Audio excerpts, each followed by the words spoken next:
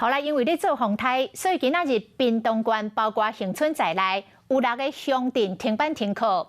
原定因暗要举办的徛高坪的活动，嘛宣布停办。这嘛是伫3年来第2届来停办，是互要参加比赛的队伍拢真失望。恒春半岛的风真透，讲吹到8级风，当地这个两盘公园拢无游客。 屏东恒春是透大风又上大雨，海边的海氧是愈升愈悬，原本拢游客拢办公园，即卖拢无快人，敢若剩风雨声。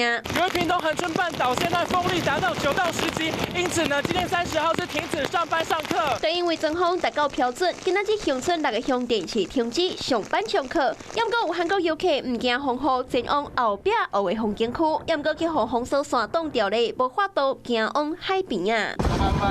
为着安全，鸟片头景点嘛赶快封起来。受到影响的也有徛电轨活动。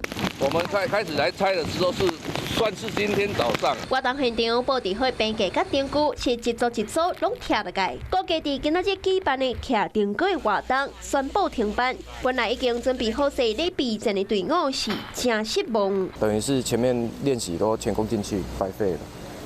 练习很久，对啊，真的都练习很久啊，这起码都是从端午节就开始练，至少都练到快12点吧，8点练到快12点。我们大家都是心甘情愿的啦，就是为了一场比赛要那种感觉而已。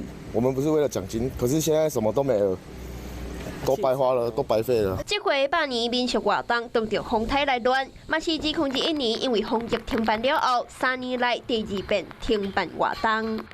Hello， 我是郑慧良。想要抢先掌握最及时的新闻资讯吗？赶快订阅、按赞、开启小铃铛，锁定华视新闻的 YouTube 频道。